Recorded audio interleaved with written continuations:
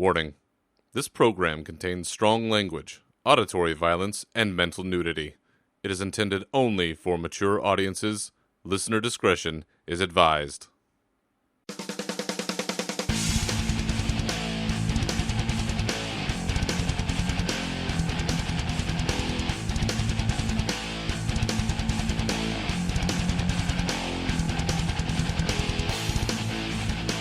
The hype train has blown through the station.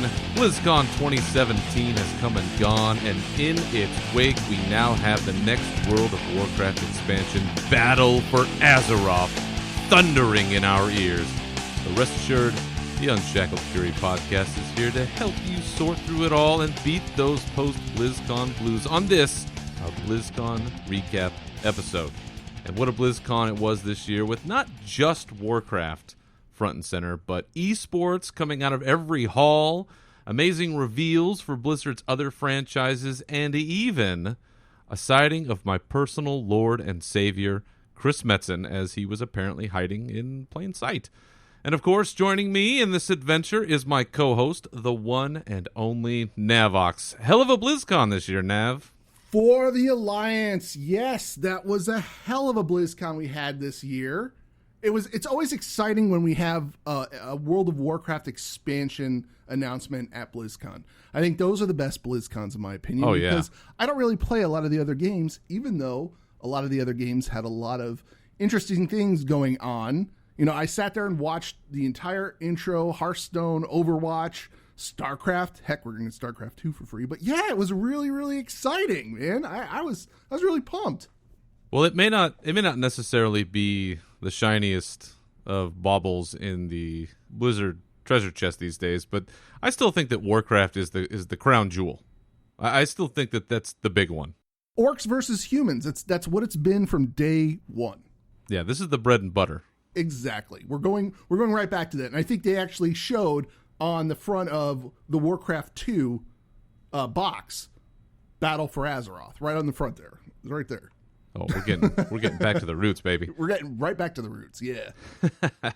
All right, so since we have so much to cover this week, and keeping in the spirit of the convention, we're going to forego the usual raging at the top of the show and just revel in the glory of BlizzCon and get to the news. So, what do you say? What do you say we just dive in? Let's just dive right into it.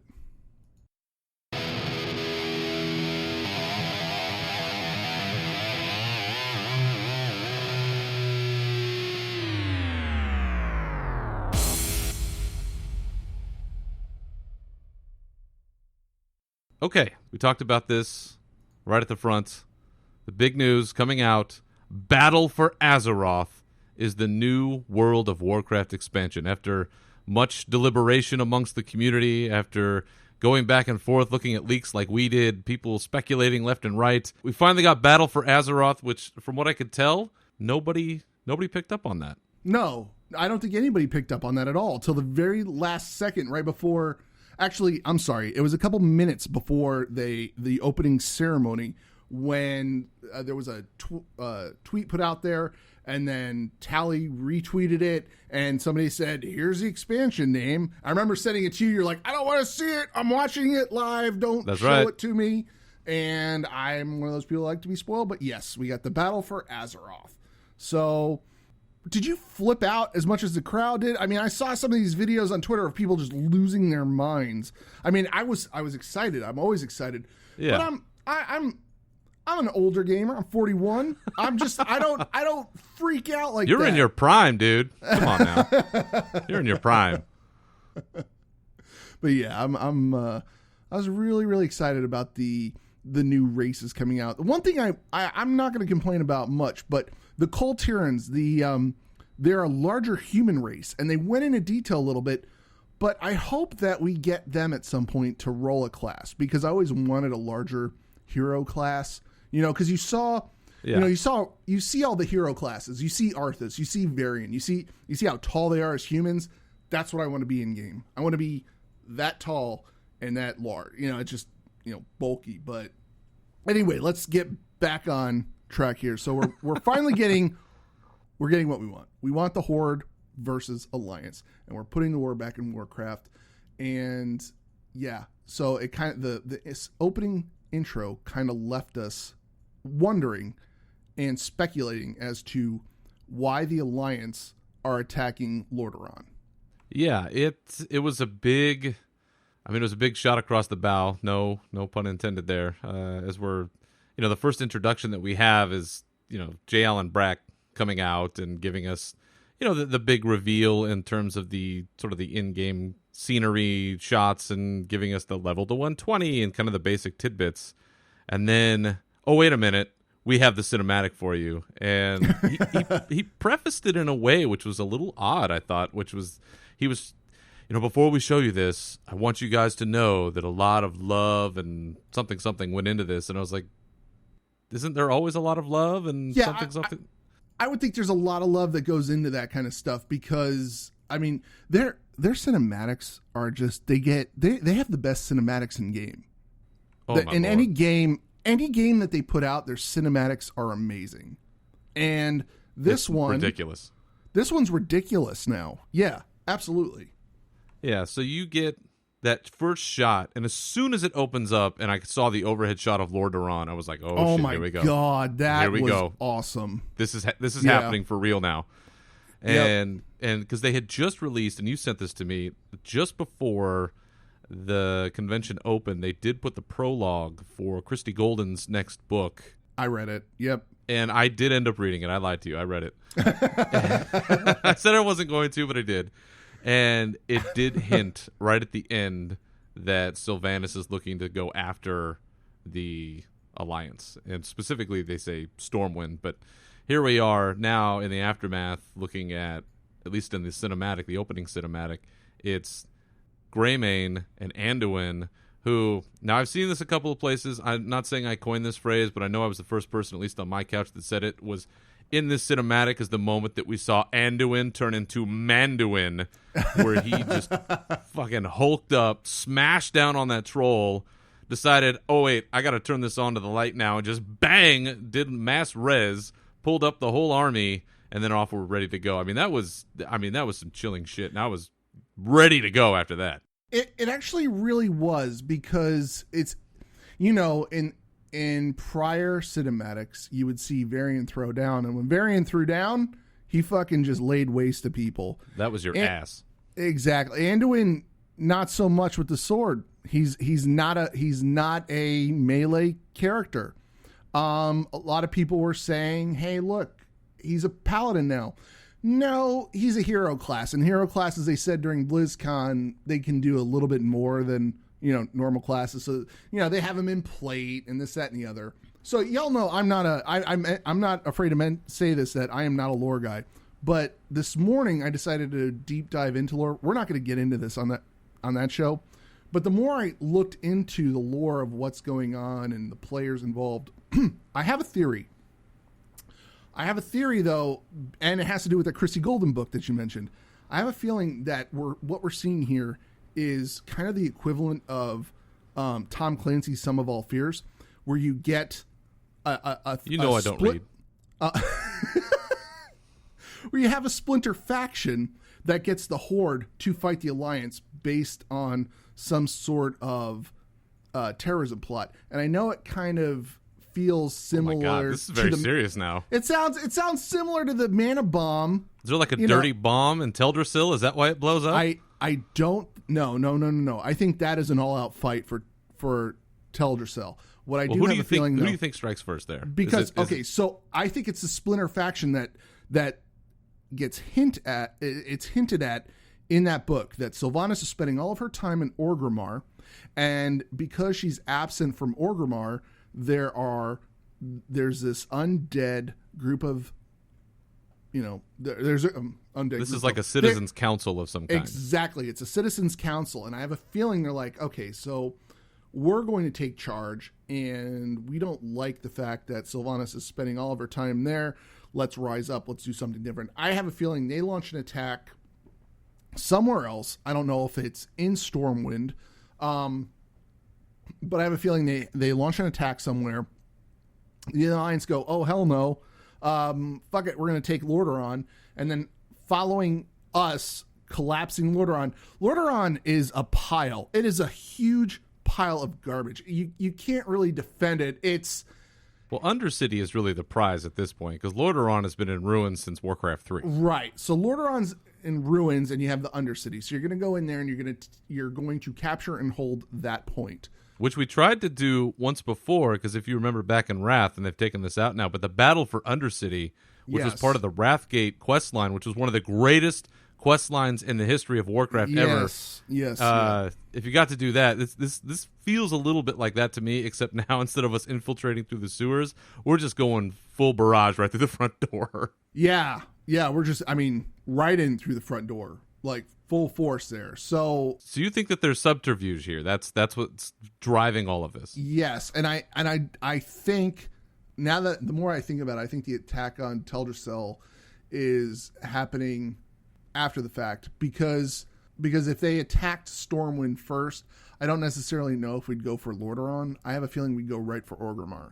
I don't know, because we have Gen, who is furious, mad, super pissed at Sylvanas, and I think that he's looking for any excuse to go after her. He doesn't need any now, but anything that happens at this point. And Anduin is, I think, influenced by Gen, and maybe too easily so, and I could see a situation where something happens post-Legion, there's some event, maybe it's driven by what you're talking about, and Gen goes to Anduin and says, listen, man, we have to do something about this, or else all of the gains that we've made in trying to protect Azeroth are for naught.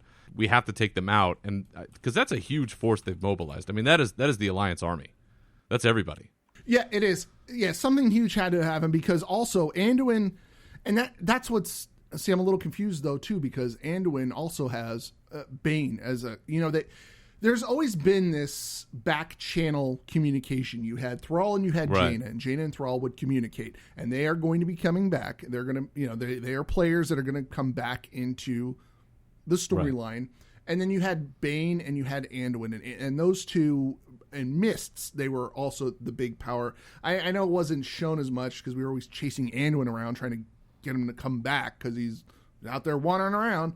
But well, we also had to do Rathion's bidding, right? Wasn't that part of it too? Yeah, we had to do Rathion's bidding. Where the hell is he, by the way? Didn't he start all of this mess? Yeah, he's coming. We will see him. He's part of the Black Dragonflight. Yeah. That also ties back into. I know he said we're not going to go into the lore stuff, and then.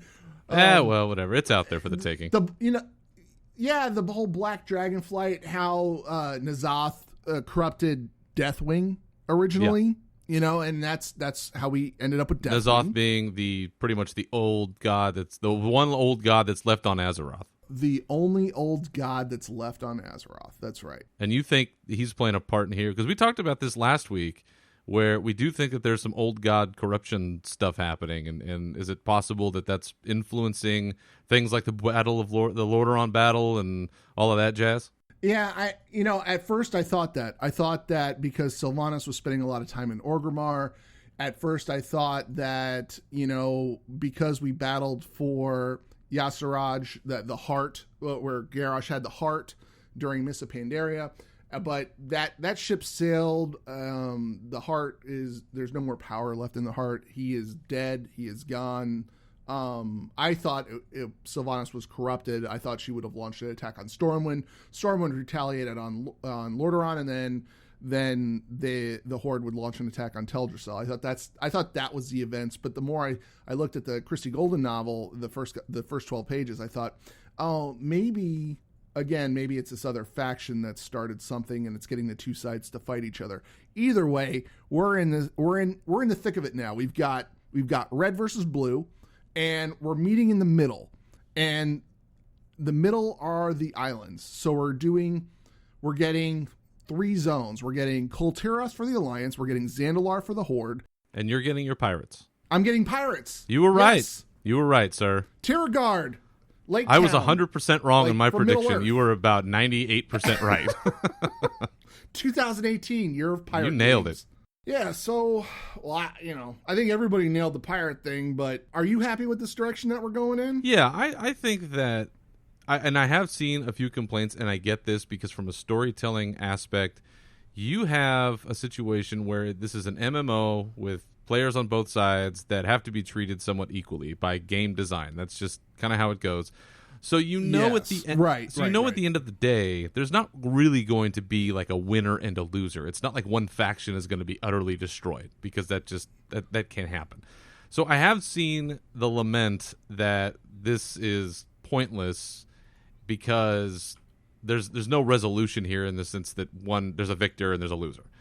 But for me, I look at this more as, and this is something that goes back to, I want to say maybe Ian Hazakostas might have said this during one of the panels, is that back in the day with the original Warcraft, with Burning Crusade, with Wrath of the Lich King, with your early expansions, they were really self-contained. So here's the story for this period of time. Here's the story for this period of time. Now you have a more expanded storytelling that they want to do, where Warlords built on Mist of Pandaria, Legion built on Warlords, now Battle for Azeroth builds on Legion. And so they're telling what's a continuous story now, and I like that. I think that is a much more progressive way for them to tell their story, because it also doesn't keep them locked into, okay, we have to encapsulate everything within this 2-year time frame. They can continue to build over time and build this living world that they keep talking about. And one of those things is, yes, and you said it at the top, putting the war back in Warcraft. That we need that. That's part of what we do here. And you're also catering to the people like me that I like whenever we are on.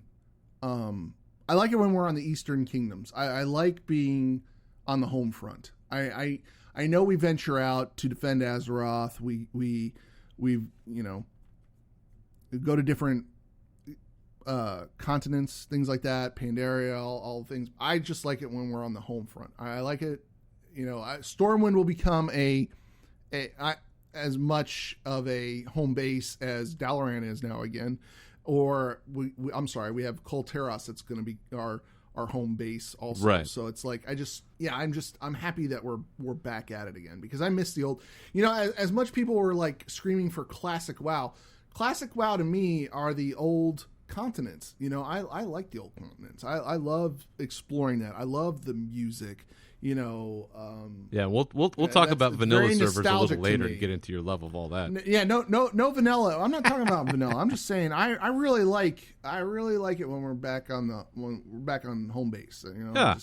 Well, and it's also easier to navigate, because at this point, at least in this expansion, you'll know west side, that's the Horde, east side, that's Alliance, a little bit of mishmash in between. And not only that, they've made it so that you can level up to the old leveling zones are going to be scalable. Yeah. Now. So you're actually going to be able to play through the story? You're actually going to be able to play through the story. You're actually going to be able to finish off a zone and not feel like you're wasting your time, not feel like you're losing XP, not feel like, oh, geez, I just finished this one area, I have to go to another area. Getting up to Winter Spring at level 60, going from 58 to 60 in Winter Spring I loved it. Now you go out, you got a Goldshire, 3 more zones, you're done. You're like, all right, I'm going to Burning Crusade. Screw the rest of the place. I'm done. And now it's not that way. But besides that, they're giving us some stuff to, always giving us stuff to farm. If it's not artifact power, we're going to be farming Azerite now on the news stuff. Yeah, right? Now we have the new AP. Yeah. So, oh boy. So it looks like what they did was, and they haven't explained it. Now we don't know even still what the connection is between this expansion and the next expansion. They keep hinting at, and there's been some data mining about something that happens, an event that happens between Antorus, which we're about to head into, and we'll talk about that in a bit. Yes. And going into the next expansion. But we know, at the very least, that our artifact weapons are gone. We know that there's going to be changes to legendaries and stuff like that. But what they did talk about was now we're going to be given this item called the Heart of Azeroth, because Azeroth is going to be bleeding its own blood, and they're going to call it Azerite, into the world. And part of our objectives, many objectives in the next expansion, will be to farm this Azerite power, I guess, to empower the Heart of Azeroth So we can then use that to upgrade gear that we get in the world. Yeah, that's right. And the event you're talking about, there's a if you go out to the BlizzCon site, there is a red shirt that you can buy, and it's got, I think is Agrimar in it. He's the end guy we're going to be fighting. I think it has Sargeras on it. Oh, is it Sargeras? I think so. Big red dude with horns. Kind of looks like Satan. I thought he looked like he's a Titan, right? It's the Titan we're fighting at the end of Antorus. I think that guy looks a little... he's like blue and gold. Oh, who's the red guy? Sargeras. Okay, so the red guy... I'm pretty sure it's him. All right, so is he going to be... Are we fighting him at the end of... Because now I'm lost. I'm completely lost. I don't think we ever actually fight him. Something happens to him, but I don't think we actually fight him unless it's mythic. And they haven't said anything. Okay, because I thought that the final boss that we fight, right, he's got a spear. I thought he's going to hurl his spear at Azeroth, causing a gigantic wound in Silphus, unleashing N'Zoth, and that's going to cause a whole bunch of crap to happen. I thought that's where we're headed. I thought that's, I thought along those lines. And I thought that they said they're going to send our artifacts off in a nice fashion. Some glorious way they have it's going to be some describe. Freaking Captain Planet with our powers combined, and we're going to blow somebody up, blow a hole in somebody, or I don't know. I hope we blow a hole in somebody. I hope blowing dudes at the end of the expansion. I hope we just hope we annihilate. That's a hell of a transition. Easy, cowboy. I think to your point, from what I've seen, and I try to avoid it as much as possible. And so if you're really spoiler avoidant, just fast forward. Minutes. I should have prefaced that. Yeah, that's okay. Preface it with spoiler. Listen, we're learning as we go along. We're not professionals here. We're not getting paid. What I have seen is that it's Sargeras who drives his sword, because he has this, I can't remember the name off the top of my head, but it's a very famous sword, and he drives that into Azeroth and like mortally wounds Azeroth. Okay. And so from there, that's why Azeroth is bleeding out into the world, and that's why we're collecting it to empower the heart of Azeroth. And so I would think in some way we're going to give that back. I mean, we're just collecting some dude's blood and using it for our own gain and not giving it back and letting him die. That seems kind of weird. Yeah, we're going to be like Billy Bob Thornton and Angelina Jolie with the vials of blood around our neck. That's, yeah. Yeah, we're it's Battle for Azeroth, Billy Bob's blood. That's it. Hashtag Billy Bob's blood. It is a Sargeras shirt. That's right. It's a Sargeras shirt. That's who it is. Big guy, big red guy with the horns. Sargeras. Yes. Okay. So what do you think about that change? Do you think that that's an acceptable replacement for the artifact system? Because there always has to be something that we're working on. Do you foresee this being a good one, or is this just going to be another grind that people are going to get tired of? It's always, listen, you're playing World of Warcraft, you're leveling up your character. There's always going to be something you're grinding. Okay, that's what you do when you play WoW. We've come to accept it. You log in, you do your daily quests, which they said they liked that. They're going to keep the daily quests. Yeah, world quests and all that. The world quests. We may not have the table with the champions, but we will have our world quest. Yeah, that needs to go away forever. Yes, I actually do like our world quest, but I also like having that little champion that runs around with me, because I recently got Meatball. And I love having him follow me around and just eat stuff up. Like, I love having that little guy with me, especially when I swapped from being a tank to doing DPS. I'm a warrior, so having him along to do more damage and stuff like that is really, really nice. But all that set aside, I do like having the follower. I hope we end up with a follower. But I don't mind running around grinding the AP, because they're also giving us, what do you call it, the island expeditions, where you're going to have 3-player scenarios to go and get this Azerite also. So the island expeditions, you're going to have 4 different difficulties. You're going to have normal, heroic, and mythic. Oh, and also PvP. That's it. Which we don't mention PvP on this show, but we will this one time. We will, because I'm grinding the hell out of it so I can get that 2-handed sword. I just need to get an 1800 rating, but we'll talk about that some other time. Anyway, so you can save that for your other shows. Yeah, whatever the show. these island expeditions are going to take 15, 20 minutes to get done, which is nice. You know, you don't want to have to grind away for hours on end. Oh man, I loved these back in Mists. When we had the Mist version of these scenarios, they were fantastic. The whole thing about them being role agnostic, that you could just jump in with two other people and just blaze right through them. Oh, so good. So good. Yep. But yeah, so going back to your question, do I mind going back and farming more AP in the term of Azurite? No, I really don't. I don't mind that. Not at all.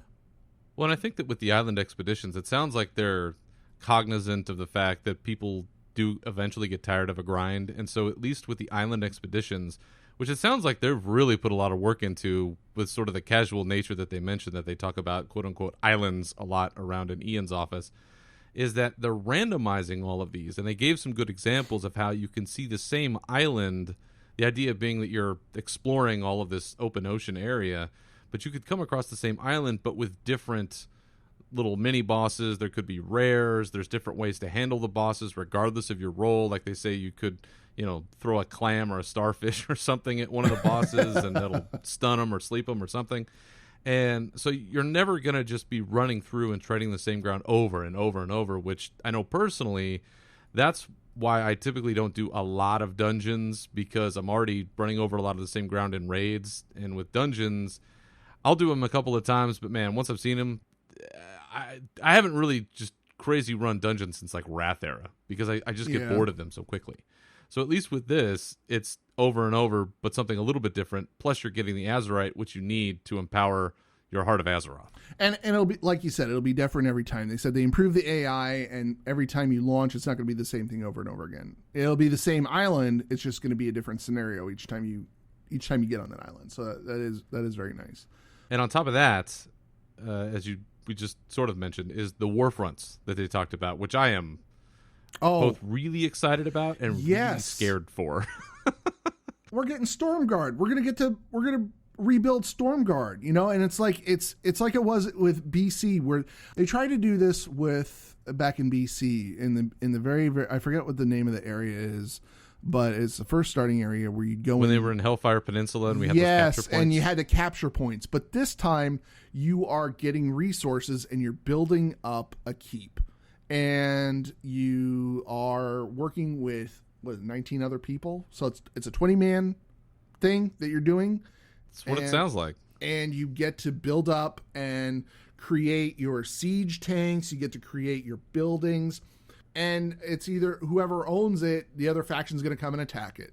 And it's like, I like that. I like the RTS back in WoW, I'll be very curious to see how this ends up working, because on the one hand, yes, every time I've ever been in Arathi Highlands and I've looked at Stromgarde and I've looked at Thoradin's Wall out there on kind of the western end, you look at that area and you go, man, there's a lot of history here from the game standpoint that could be explored from an Alliance end, because Stromgarde was the original Alliance capital, I think. Now it's like Detroit. It's just, ugh. Oh, it's bombed out Beirut back in the 80s. It's bombed out, yeah. I mean, it's bad. Yeah. Now they're talking about bringing it back. So from that perspective, from a lore perspective, that's huge. Two, being able to go back to War and Warcraft, you're building up your army, you're building up your resources and your buildings, and you're going after the Horde and you're doing all that kind of stuff, at least from an Alliance perspective, and then vice versa. That really gets me geeked up, because I like that aspect of working together and creating that army, I guess. But then the other side of it is can you get 19 other people to cooperate and say, we're going to build this building. No, we're going to build this building. No, we're going to build this building. And you have to give your resources to something to figure it out. That's going to get hit heavily at the end of the expansion, I think, by Mythic teams who are just like, you know what, let's take a break and let's take our 20 people and go do a Warfront. Oh, I pity the people that go up against a united team. Trying to herd 19 kittens around, it's like, I mean, that's it'll be like Battlegrounds on steroids. Yeah. I mean, you thought Arathi Basin was bad. Oh, Lord. Yeah. This will be 10 times worse. Now there's just siege tanks and armies, and you have to build them and then go lead them out there. But I think it'll be a great feature. I think this is going to be one of the features that could really be great, or it's going to get cut. No, I think, I don't know. We'll see, because they're also weaving, because with the Warfront, they're also weaving in the world PvP. They're doing away with PvP servers and PvE servers. In the past, that's huge. I was very surprised by that statement. Because in the past, you would have your PvE servers and you'd have your PvP servers. I know most of the listeners that we have now probably understood that when you rolled on a PvE server, you were locked in. But if you rolled on a PvP server, you could transfer to a PvE server, because they considered, well, if you leveled on a PvE server, it was a lot easier. You know, I leveled my first character on a PvP server. It wasn't that difficult. You know, sure, you'd get ganked. And I thought it was humorous when he said, oh, wait, you know, you'd log out and go get your main and come back and camp the person who'd kill you. Because I've done that. But yeah, I like what they're doing now at PvP. Back on that. So you're going to have, you know, the players who want a PvP, and maybe their servers are not as populated as some of the PvE servers. Airy Peak, I mean, we are just populated with people. But, you know, there's a lot of people who want a PvP, but there's not a lot of people to PvP against, because we are an alliance-heavy server. There's not a lot of Horde running around.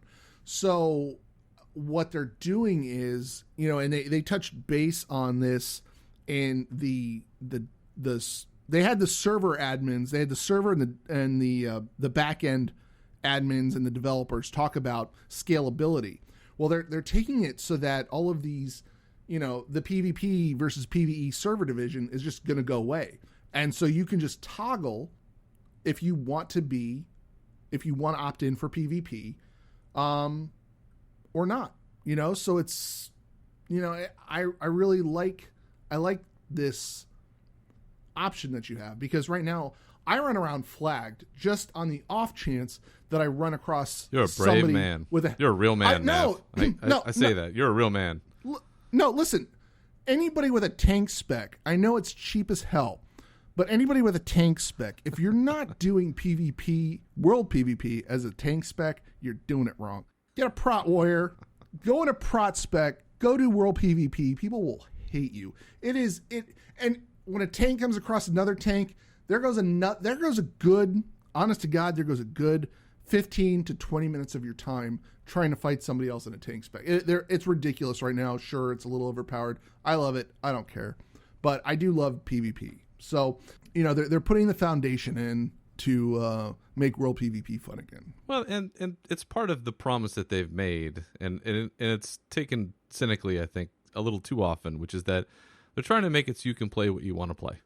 And yeah, a lot of time they talk about classes when they make those statements, but at the same time, I mean, there are people, there's a vibrant community out there that wants PvP to be alive and to be valued, and even as somebody who really doesn't like PvP, somebody who doesn't do it more than my one yearly run through Alterac Valley just because I like to do it once a year, even I would admit it does seem that they have not gotten the proper attention in the last at least couple of expansions, and so that's good. I think that will help build that community.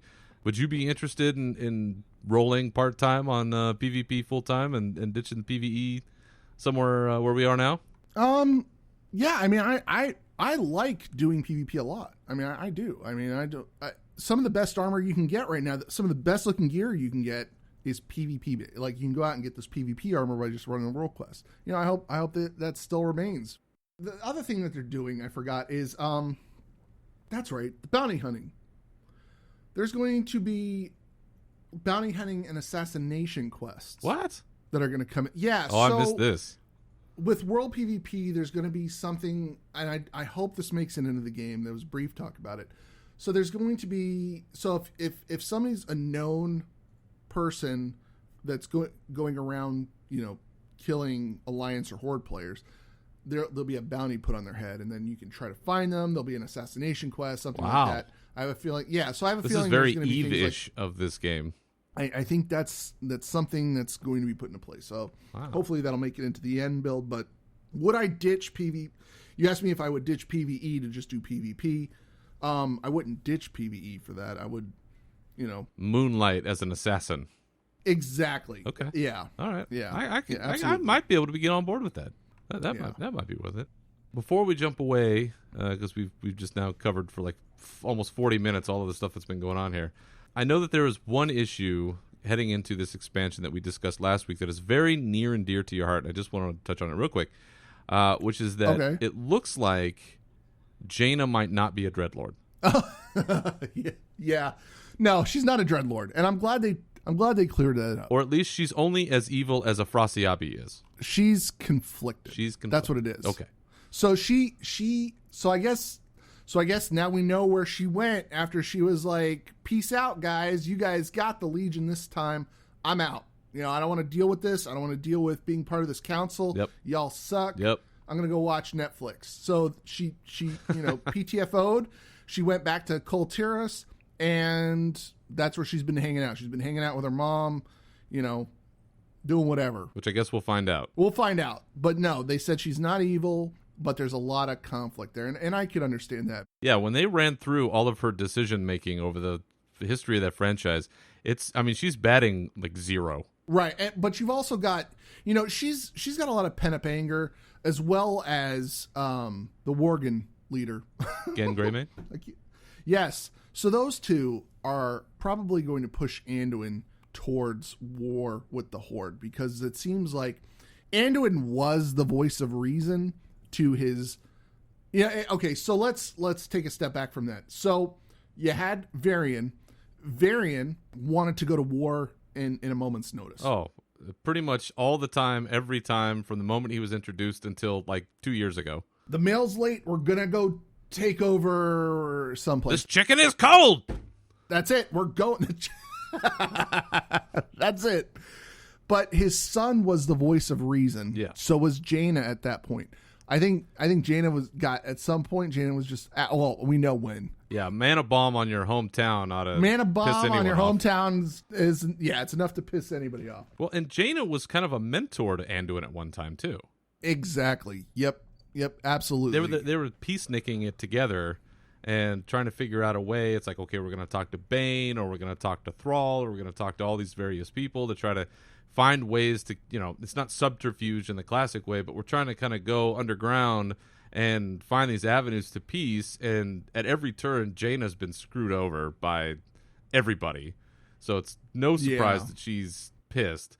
When Afrasiabi was talking about how at all of these points in time, she has made these decisions that have come back to bite her. In this expansion, she's, as you said, a very conflicted person. And now it's her kind of unpacking all of that thought and anger and emotion in her mind. And what I'm wondering is one, do we think that that's something that's going to be played out during the expansion? Is that something that, is going to have an effect on what we do? Or is that just him kind of throwing it out there and saying, well, that's just something that's happening in the background that only I know because I'm Alex Afrasiabi? I've been trying to think about how the role that she's going to be playing, because Colteros is led by her mother, Catherine Proudmoore. So I don't know what type of leader Catherine Proudmoore. I don't know if she's hell-bent on war. I don't know, because of the death of her husband. Jaina takes a lot of that blame on herself too, over the death of her father, right? I mean, it was her action that led to the death of her father. I mean, you got to deal with, you're going back to your city. You're dealing with people who, loved their king or loved their leader, and then to have their leader killed, with the responsibility that it was her daughter. So she's going back to the city, and people are like, people are there like, oh yeah, remember what she did, got our leader killed, this, that, and the other. And not a warm welcome at all. Right. So I'm trying to think how this is going to play out, because then they mentioned that they're bringing Thrall back, and there was always there was this weird relationship between Thrall and Jaina. There was a sexual tension. There was a sexual tension Very much there, so. But I don't think it's there anymore, because Thrall's has his family, a lot more mature now. He was settling down during Legion. That was it. He didn't want to have any part in Legion. Do you think he'll still be voiced by Chris Metzen? That would be amazing. And yes, I have a feeling yes. And he was there. He was there. I thought he was going to be brought up on some panel. Everybody was arguing with me. He's never going to show up. And honestly, his big disguise was a baseball cap. So great. That was it. That was awesome. So great. Not only that, side note, did you see that Ronda Rousey was there dressed up as a Death Knight? Yeah, the company that made awesome. her get up, her and her husband Travis Brown's costumes, they're a pretty high level, and I no pun intended, outfit that puts together cosplay stuff, because they were also the ones that made the Moira cosplay for Overwatch. You know, they made a cosplay for a character that was just announced, so you know they got the heads up, and that thing was freaking amazing. So yeah, it was dynamite. Good Death Knight transmog on those two. Well done. Yeah, that was, I mean, because you got to think, like, I wonder if she was like, I really want to go to BlizzCon, but I don't want to get hounded. Oh, yeah, there's always celebrities in the crowd. Jamie Lee Curtis has been doing that for years with her son. Yeah, that I thought that was nice, too, when I saw her do that. But back to Jaina, I have no idea. I can't wait for the book to come out from Christy Golden, because I will pick that up. Oh, yeah. If you haven't pre-ordered that already, the name of the book is called Before the Storm, and it's by Christy Golden, who has, if you don't know her work, she's written a ton of the Warcraft books. She's just an author who's been out there and written a lot of works for other franchises as well. She is now actually an employee, a full-time employee of Blizzard, working in-house. So maybe she's taking over some of the Metzen storyline stuff, if I understand how he was involved. I think so. I know a lot of people don't like, you know, her storyline. I have no problem with it. I thought she was the best. It's Golden or Knack. People either like Golden or Knack. I like Christy Golden's storytelling. I like, you know, and admittedly, the only one that I've read so far is the War Crimes, and I liked it. You need to read the Arthas one.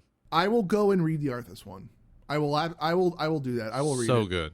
But yeah, and because I started reading this other one, and I sat down, I'm like, oh man, 12 pages. I need to see the rest of this book, because that they're going to tie a lot of things in, because that's where I didn't realize this, but a lot of the storytelling that you can pick up on is cross game storytelling, like N'Zoth. Like, I didn't know a lot about N'Zoth till I looked at Hearthstone, and he's called N'Zoth the Corruptor. So that's where I thought initially that something was happening where the heroes were getting corrupted and they were going to fight one another, and they're like getting mind fucked and this, that, and the other. And it's like, you know, just and then you find out you've got N'Zoth's first mate, which is a pirate.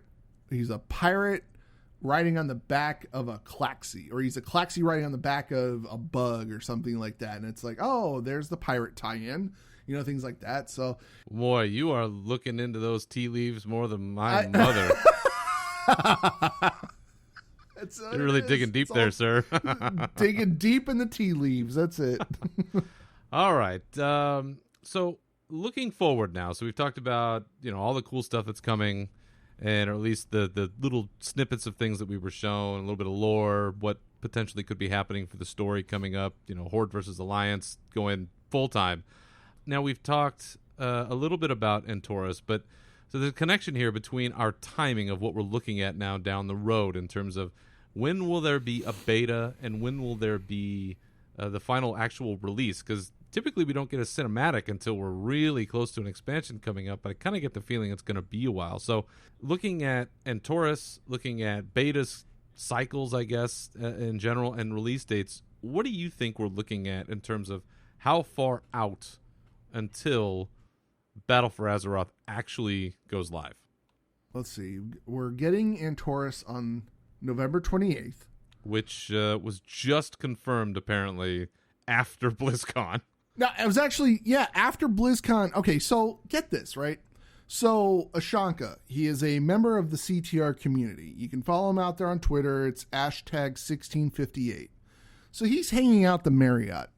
You know, he's enjoying some drinks. He's enjoying the festivities. He's just hanging out with a buddy from his raid team, Threat Level Midnight. He sees J. Allen Brack out there. He's the executive producer of WoW. Ash hadn't met him yet. So he walked up and introduced himself. He said, hey, you know, I'm a big fan, you know, that type of stuff. Jay was like, you know, thanks. And then Ash quickly followed up with, half jokingly said, when can we expect Entourus to come out? So he said, I was legitimately waiting for someone to ask that. Yeah, all of us were. Like, what the hell? Yeah, so the devs were waiting for somebody to ask when this was going to be released. They had prepared an answer for the question for the Q&A panel. Nobody asked. See, we're taking this stuff for granted now that they're just going to just volunteer this information. People, you still have to do your jobs and ask the right questions. Right, you have to ask the right questions. So, but nobody did. So then Jay says, at the end of the month. So Ash quickly just followed up with after Thanksgiving, the 28th, and he just said, "Yep, that's it." So right after that, Ash went out there and tweeted it. Ro from Realm Maintenance confirmed it. Now it's on every WoW site.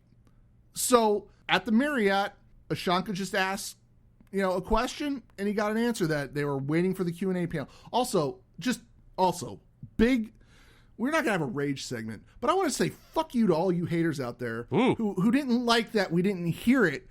They posted out there on the forum on WoW. It's like, why did we hear this from some no-name on Twitter? Ash is not a no-namer. He's a fellow guildmate. He goes to every BlizzCon, and he asks the questions that all these popular, high-profile WoW sites never ask. Good on you, man. Good on you. Give it to the people, Nav. Yeah, it's like, fuck those haters. I don't care. Good job, Ashanka. Back to the question. I think we're getting it in June. I think we'll hit it in June. Is that the right? You think that's it? I mean, come on, because you're November, December, January, February, March. Oh, that's 4 months. Shit. Yeah, I think we're looking about a year from now. What? Yeah. You think a year? I think we get maybe. Well, not. You think quite. There's more after this? What month are we in? This is November. Oh, okay, November. I'm gonna say late August or early September. You think so? And here's why. Okay. All right. We're looking at Antorus coming out the end of this month, so that's essentially December, January, February, March, April, May, June, July, August. Okay, so 8-9 months there. Okay. On a last patch raid, that would be the shortest in the history of this franchise. They've been wanting to roll stuff out sooner. So we got so Warlords came out in 14, Legion came out in 16. I'm sorry. Warlords was November 2014. Legion was August 2016. So we've been in Legion now for a year. Yeah. So they could do November 2018, and that would be right on schedule because it'd be 2 years. Because it goes November 2014, August 2016, and then you'd have November 2000. Would they do it right after the BlizzCon though? See, that's the thing is, I think that they'll try to push it out before right before BlizzCon, so that way you have kind of the rest of the expansion plotted out to talk about. Because right now it's all going to be, we're going to have the initial stuff on the PTR. My guess would be probably early spring is when you're going to start seeing some of that stuff, maybe late winter, where you've had Antorus out for several months. We already know what's going to happen. And then there's that lag time where people are catching up on alts. They speed up everything for people like me who don't play any alts to suddenly have, some huge experiential gain where you can suddenly level a guy overnight without even trying. You have to have all of that period of time. And that, to me, usually takes several months. So I think that leads you past the summer into the fall, and it gives them a perfect setup where they can release the expansion. People are excited, and then you go into BlizzCon and say, okay, we've got the initial stuff going. What's going on with the Ajara raid? What happens after the Ajara raid? Where are we? Where do we go next?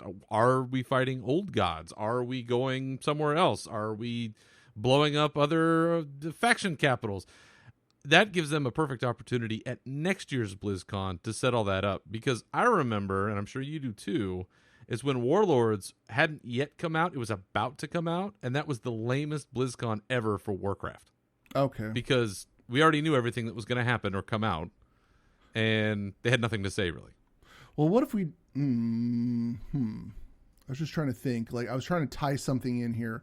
Warcraft 2 was released December 9th, 1995. I'm going somewhere with this. Okay. I was trying to think if because they generally release these things on a Tuesday. Tuesday's usually a release date for media and things like that. Yeah. So if you go into November 2018, there's you've got the 6th, the 13th, the 20th, and the 27th, and then in December you have the 4th and 11th. I was just trying to see if there's something close to December 9th, because December 9th is actually a Sunday. They wouldn't release on a Sunday. So I actually don't know where the hell I'm going with this, but maybe you're right. Maybe November 2018, sometime in November, usually big games get released in November. I'm realizing that. Yeah, they usually do release. There's a glut of games that kind of happen in like early mid fall, so like September, October. So maybe we get it September. I'm going to say September. I'm going to say September, like September 25th. Okay. All right. I'm going to stick with the November, December thing. I think mine's going to be broad. I think it's going to be November, December, because Orcs versus Humans was November 23rd, 1994. Warcraft 2 was December 9th, 1995.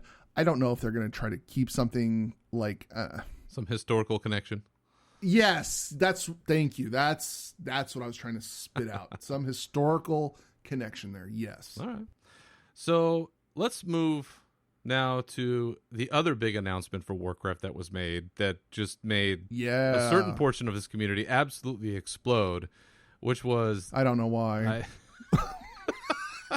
Which was the announcement that vanilla servers owned and operated by Blizzard are now going to be a thing, and that they are in the very early stages of hiring a team, discussing it with the community, but putting classic servers into play. What do you think about this, Nav? Or do I have to guess? You know what? To each their own. I played classic. It was fun, but I'm happy with WoW the way it is right now. Do you think that J. Allen Brack was right when he said you think you want this, but you really don't? Yes, you think you want this. You really don't. But I know that there are a lot of people out there that played on the pirated servers out there. They really enjoyed it. Great. I'm more of the live in the now type person than, you talked about nostalgia and a previous Unshackled Fury. It pulls on people, and apparently it pulls on people really hard because people lost their minds over this classic server. Oh, it was blowing up everywhere. I am... the only thing that would get me to play on a classic server is if my entire group of raiders were like, hey guys, we're going to go. Actually, no, I don't even think so. I think I would just, it'd be neat to dabble and be like, oh, hey, look, that was cool back in the day. It's like going back and playing Super Mario. It's fun. I'm not going to invest a lot of time in playing it. It was fun. I did that. I lived it. I played it. You know what I feel like this is going to end up being? This is going to be the same breed of people that do the RP, that are really into the RP servers, where it's the thing that they're super into. It's super important to them. They're all in all the time. This is what they do. This is how they enjoy playing the game. Like, there are going to be people that right now are plotting out their course to get Scarab Lord, and how they're going to be the first one to open the gates of Ahn'Qiraj. I mean, you know that group exists out there, but for most of us, I get the feeling it's going to be, the season of tourists, where a whole bunch of us are going to come in, wonder what it looks like, click it a few times, find out how long it takes to level forever, and grind forever for anything, and say, you know what, I like it the way it is with heirlooms and looking for group and looking LFR. And all the other modern inconveniences I have, because let's face it, once you have instant coffee, you're never going back to the old way. No, that's it. I did those raids. I did Upper Blackrock Spire. I did Zul'Gurub. I did them. We keyed people. Yes, people, you are going to have to key people to do dungeons. Classic was like, hey, do you want to go do Blackwing Lair? Okay, let's set up a fucking raid so we can get everybody keyed to go do that. Sitting in chat for hours before there was any of the systems they have in place now was just excruciating. They need to make it like Classic. Get rid of the communication. Don't let them use the new communication tools, anything like that. Make it as miserable as it was back in the day. For their pure enjoyment.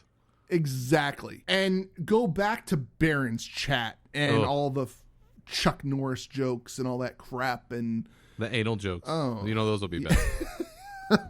And somebody will actually have to go farm Thunder Fury so that they could troll Thunder Fury, Blessed Blade of the Windseeker, in general chat. And people will have to be at a summoning stone. No mass res. No. You know? See, and I guess that's the question that I have in my mind. Is this something that people really want because they enjoyed the game the way that it actually was at vanilla, or kind of to the nostalgia point, is it that when people first tried WoW, or at least that period of time, looking at the average player age, you're just at a different time in your life, and so it's the connection to who you were at that time and where you were at and who you were around and those kinds of things. Is it more of that place and time and space, or is it the actual game? Because I think it's a little bit more of people being where they were at the time than it is the actual game. Hindsight, being what it is, and typically tinted with rose-colored glasses. I think people kind of forget how much of a pain in the ass a lot of that stuff really was, and it wasn't fun. No, it wasn't fun. It wasn't fun. And I will say this, the only thing I'm looking at this, right? I played 3 classes in Classic. I played a rogue, I played a warrior, and I played a druid. And your Classic servers, I started out as playing Horde, because you could only beat Horde had druids. And I'm sorry, Horde had druids and the Night Elves had druids. Horde had better looking druids because the Lions had the horns, and I like that. The Tauren could turn into their feral form, which was lion, and it had horns. I really like that a lot.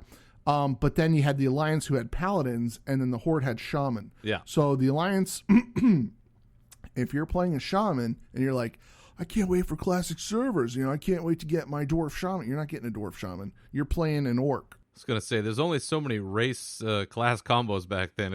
I think it's going to be a rude awakening for a lot of people. And the old talent system. Oh, I love the old talent system. I'll take that. I'll take that. There's going to be the old sites are going to put this old talent shit back out there. Does this mean that Thoughtbot is coming back? Thoughtbot's going to come back. Oh, baby. And the raids on the Scarlet Crusade, and it's going to be, you're going to have man, that just sitting around waiting for a Blackwing Lair raid to start, being a Horde.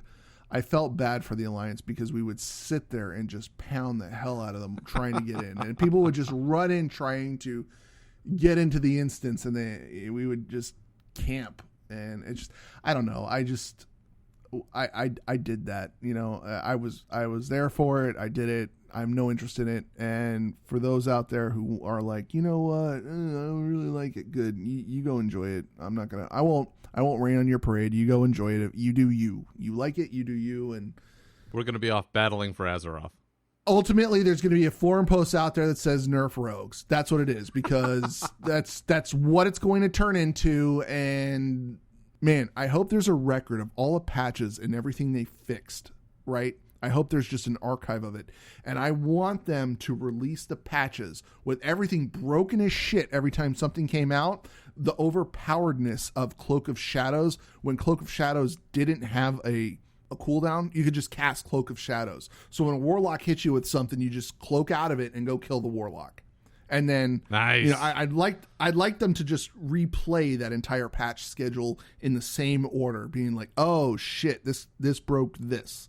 So what we did in the next patch was this. I want them to experience all of that crap. You want all of the pain that comes with all of the beauty of the original game. You want the original beauty, you get the original content of how it was released. And to that point, when they remastered the original StarCraft, which they put out, a little bit ago, they did leave in a bunch of the original bugs. They were pretty true to what it was. Good luck with your 40-man molten core bullshit. Yeah, you know what? I didn't play, like I said, I'm a BC baby. I have no desire to go back and try to meander through that stuff because it sounds awful. And even some of the stuff they carried over in a Burning Crusade I thought was just brutal. But we'll be having fun battling for Azeroth while people are off doing that. Absolutely. Yeah. So outside of those two pretty big announcements from Warcraft, we also had some other panels that went on at BlizzCon. I mean, obviously, it was 2 days just full of stuff. I keep saying that they need to make it a third day, but I'm pretty sure it'll kill somebody. But at the other panels that they had, let's go through just a couple of them and talk about what we saw, what we liked, or whatever. One of the panels that we talked about last week, which we thought might give us a little heads up into what the expansion announcement might have been, was the Voices of Blizzard, the Powerful Women of Warcraft. You and I talked, and it sounds like both of us kind of had the same issue, which was that there was some issues with the stream, and that we're going to have to actually go back and watch that one. Yeah, I started watching it. It would lock up on me. So I need to go back and watch that because I thought it was really, really interesting. I wanted to hear what they had to say. I want to hear some of the voice actresses, and I didn't get to do that. Every time I would play it, I would put it in the full screen mode, and it would lock up on me. And then, so I'm going to go back and watch that. You know, it's something I want to check out. Well, I know for me, it was that one, and then one of the other panels that we talked about, one that you were, I think, in particular pumped about, was the Instance Live. The podcast. Having the podcast community sort of spotlighted, and I still need to go back and watch that one too. Did you have any thoughts about that one, or just good to see him? that it was good to see it. It was good to see Scott Johnson, Patrick Beja, Pat Crane, and the art director Chris Robinson was on stage with them, and I thought it was really well done. It's nice that they threw back to the podcasting community to get them out there because it is a huge part of the WoW community. Also, the Allcraft live one was also really well done. I thought I liked that one a lot. I felt really bad for them because they needed a bigger crowd. Because when they showed the first shot of the crowd, I think there were 15 people there. And I was like, really? There have to be more people that want to jump in and see this. I mean, if it's a panel at BlizzCon, I think it just by default they need to shuffle 50 people over. But yeah, we checked that one out too, and it was, I know, since this is a warrior driven show, seeing Asmongold in person at an event, being in public, I thought that was pretty cool too, just seeing him out there riffing and doing his thing live. Oh my God, you ever watch him do all that? I mean, he's done everything on that warrior. Like it is. Yeah, he's a great representative, I think, of our community as warriors, also, absolutely. As a Warcraft community as a whole.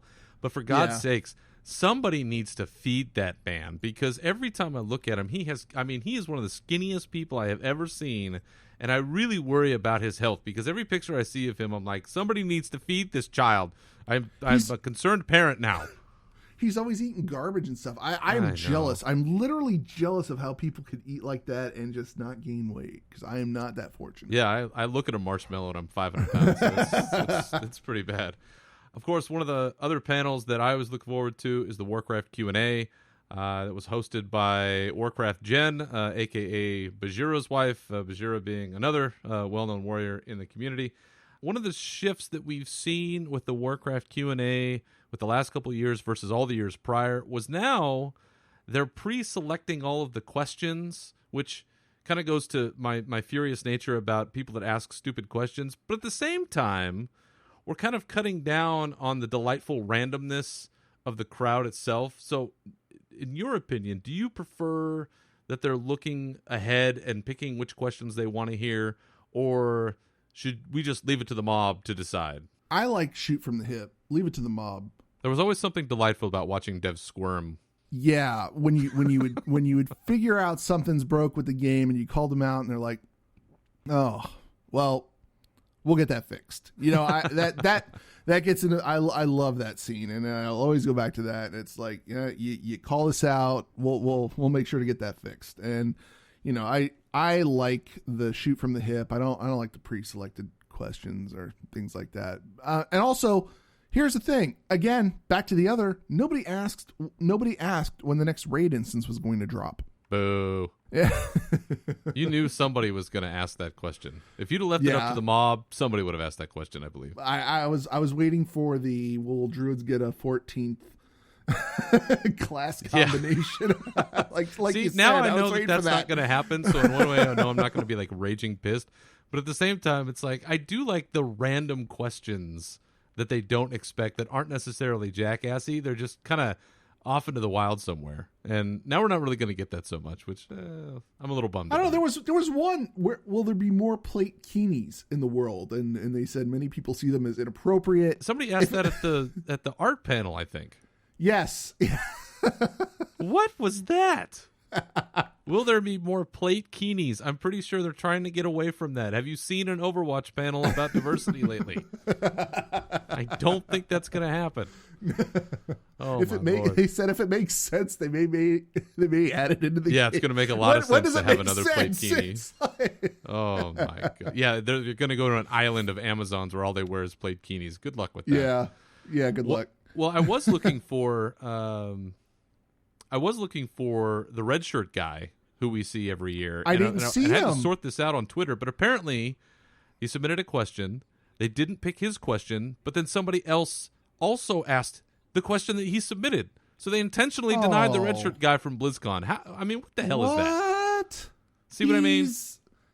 You see what happens when we pre-select these questions? Yeah. We are denied the greatness that is the red shirt guy.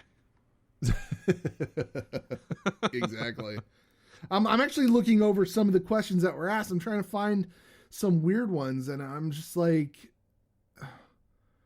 that's the problem. There's not a lot of weird ones out here, and it's like, will Void Elves be stuck in Void Elf form? It isn't like they're just going to void out. Yeah, it's just like I Maybe can't find next any year. weird ones out here. Maybe next year. Yeah. Maybe, you know what? Here's the thing. Here's what the Unshackled Fury podcast is going to do for its community.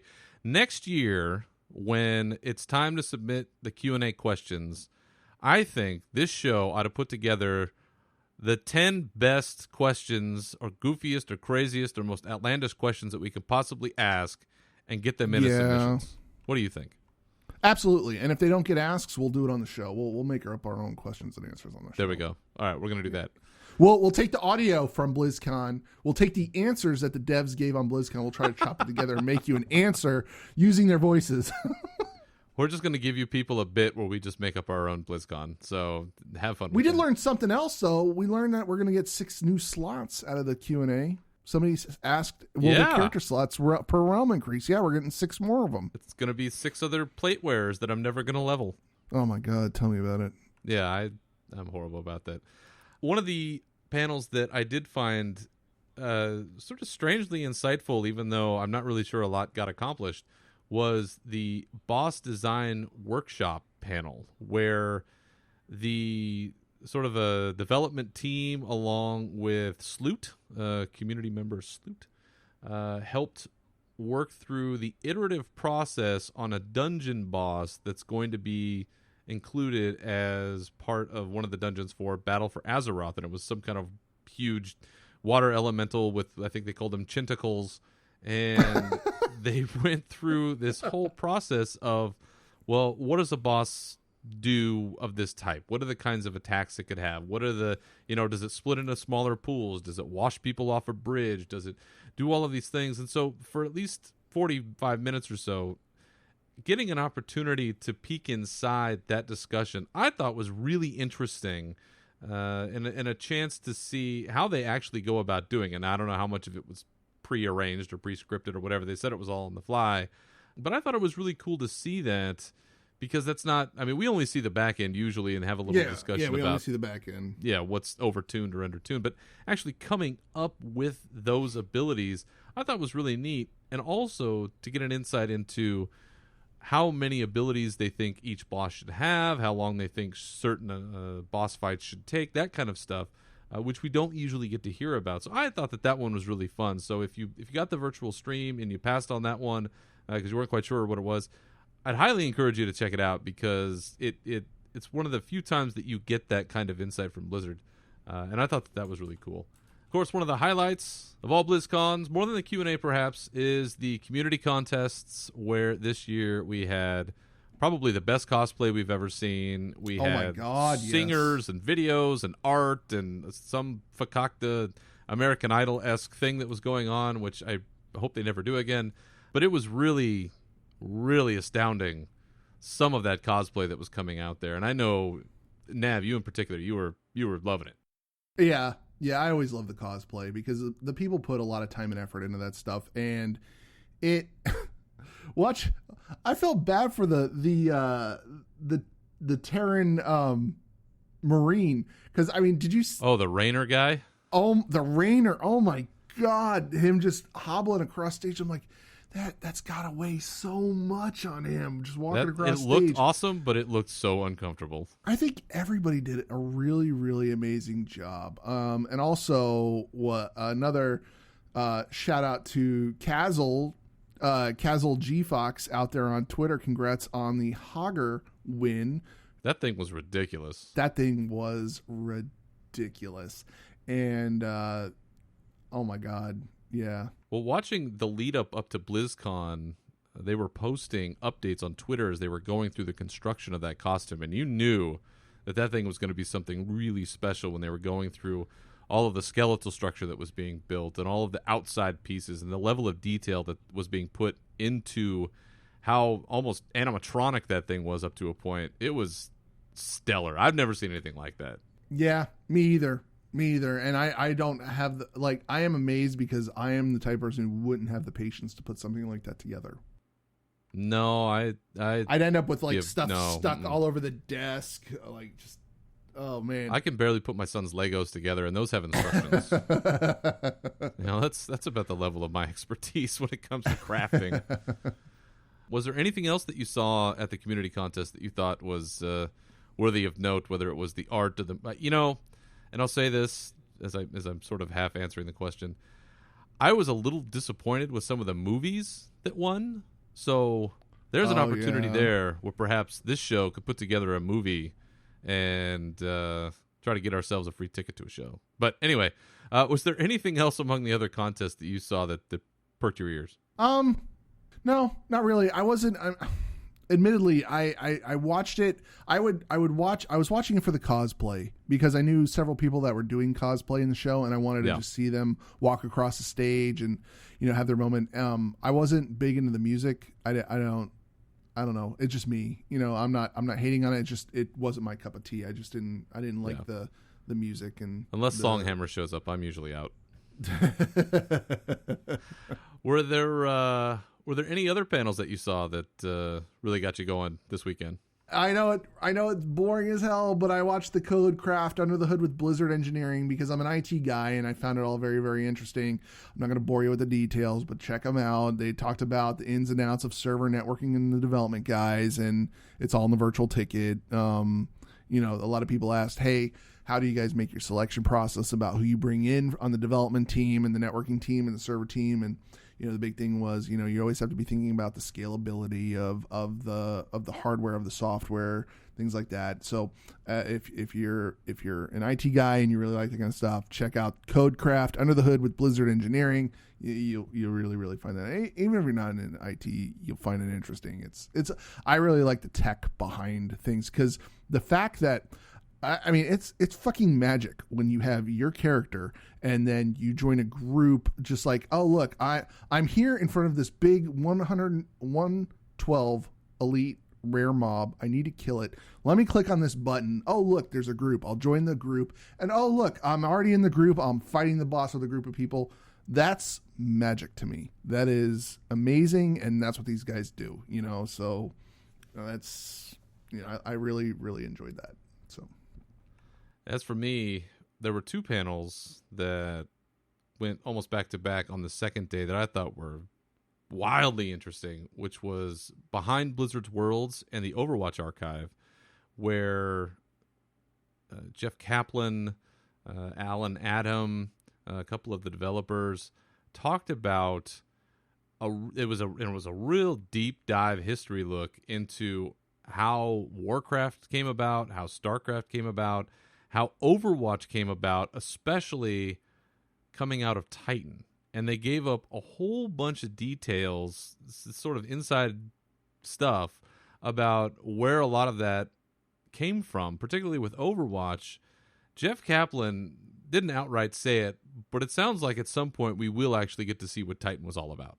At least in terms of video or something, because he says he's got like 50 gigabytes or 50 terabytes or 50 something of videos that he shot and all kinds of stuff. But watching the videos they did show, starting with just the basic building blocks of the characters and going through and they're building the maps and they're doing all of the testing and, whether it's the physics or the graphics or whatever, I think that this BlizzCon more than any gave us to the panel you were just talking about, I think that this BlizzCon gave us more of an inside look into the company and how it does its job more than any other BlizzCon that they've ever had. And I thought that was just wildly interesting. And it sometimes it doesn't sound like it is, but I thought it was really cool. So again, if you haven't checked out either of those panels, you really should do yourself a favor, especially with the Overwatch one, in the sense that you get to see how they came up with what they did, how quickly they did, and in the sense, essentially in a morning, they came up with a concept, they got it to Metzen, Metzen said it looked cool, they got it to somebody else, he said it looked cool, and then they had like a whole bunch of ideas for characters by the end of the morning. I mean, it was that fast. Yeah. They're off and running and making presentations. It was amazing. So if you haven't checked those out, I highly encourage you to.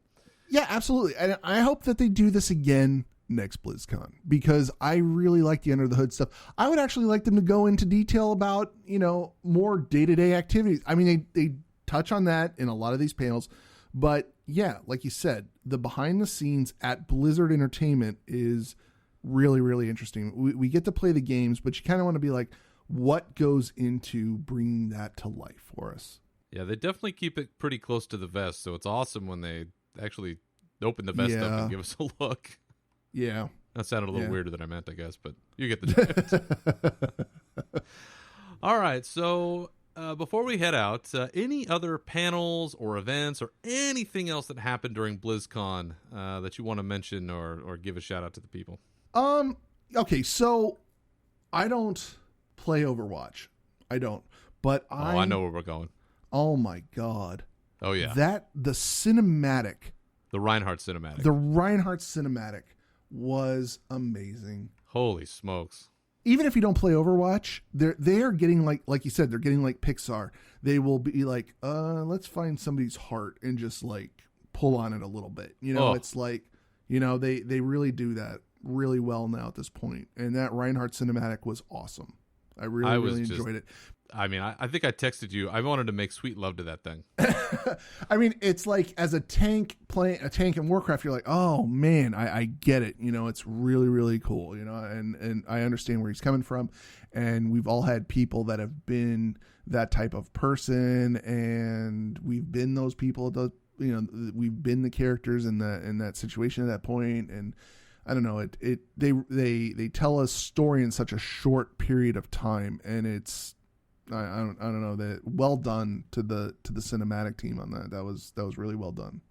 Yeah, they really continue to up their game as the years go by with their ability to tell these sort of truncated stories in what feels like a much larger world, even though we don't have, like a fully fleshed. It's not like Warcraft. We have books and novels and all. Not a plethora of info. Right. They push the game out, and then they're like, all right, here's the game, here's the characters. Now we'll come up with the backstory. And now it's got story to it. It didn't have story initially. They pushed the game out. You had your shooter, and now the shooter has a backstory, and it's got a game and a storyline. And there you go. There's your lore behind Overwatch. And now so now you know why every time you fire up Reinhardt, you're gonna cry. Exactly. There you go. That was certainly one of the highlights for me. I know watching that was just heavy as hell. Watching him with his mentor and Torbjorn's daughter's there at the beginning, and it's talking about sort of the call to duty and the things that you have to do in your life, and I think most people can relate to that. But outside of that, one of the other things just as a whole that I really enjoyed was just the enormous amount of esports action and the amount of production quality that is being put into the stages and the broadcasting and the whole thing. I mean, it is amazing to see how much effort, time, expenditure is being put towards making a quality product and not just a glorified LAN party. I mean, it is an honest to God, when you look at what's happening with Overwatch, this is, whether it flops like the XFL or whether it becomes the next great thing, you can see that there is a lot of love and attention and detail being put into how all of this is being run, and to even just momentarily through a screen kind of get a little feeling of the energy and the excitement and the production value. It is phenomenal. And again, it's the one thing I tell people when I'm out in the world and I talk about my love for all of this stuff, is that Blizzard has a concept in mind. They have a driving force within themselves as a company and the people that run it that nobody can hold a candle to, in my opinion, because the vision that they have is so big and it's so grand, and they're able to execute it. It's what sets them apart, and it's the reason they have my loyalty and probably will to the day I die. And I think that the esports stuff is just an extension of that, where they take the games and they've elevated it in a whole different direction, in a whole other way, and it just blows my mind every time. And I will definitely be going back to watch more of the games that I missed. And I'm really pissed that a Terran didn't win StarCraft again. I was really rooting for Special, my Mexican homie, who was going to try to not lose to a Zerg and a South Korean, and then that's what we got was 2 South Korean Zerg players, and oh well. Anyway, be that as it may. Anything else you want to give a shout out before we close this up? Well, yeah, one other shout out to always like we should have talked about this at the top of the show, but I always like when Mike Morhaime comes out and gives his speech. And I thought this year I love his awkward little speeches. But, I liked how he said BlizzCon isn't only about the games and the announcements. It's also about the relationships we create and strengthen when we come together. And he said, There's no strangers at BlizzCon, only friends you haven't met yet. Oh. I like that. And he said, if we make an effort to be kind of welcoming in our games and our community, we'll make a positive impact. And that positivity will go out into the wider world, And he said, a friend of his once said, never accept the world for what it appears to be. Dare to see it for what it could be. I like that a lot. Yeah. I for a show that's called Unshackled Fury, where it's going to be 2 warriors just raging on stuff all the time, there's definitely value in that, I would say. Yes, exactly. Well, I know that we've covered a ton on today's show, but I want to give a heads up to our listeners that we are always looking to get your feedback and questions about items that we've discussed on the show. In particular, we are especially interested in what you guys think about the battle for Lordaeron in the new Warcraft expansion, and what you think is happening, who you think struck first, why this thing is happening, all that stuff that we covered at the top of the show. So if you want to send us your thoughts on all of that, any questions that you have about any of the topics that we cover, or frankly, anything else you'd like for us to discuss, feel free to send your questions to us at our show email, which is unshackledfuryshow, I know it's long, at gmail.com. One more time, unshackledfuryshow at gmail.com. Outside of that, where can the good people find you on the internet, Nav? Well, I'm still out there on Twitter at NavoxCTR. As for me, you can find me on Twitter at Berzerker Rage, and you can find this show all the time on SoundCloud, iTunes, Stitcher, and Google Play. So until next time, keep your eyes and ears open for the flood of information that is surely to be coming about the battle for Azeroth, and we will see you next time. Farewell, champions.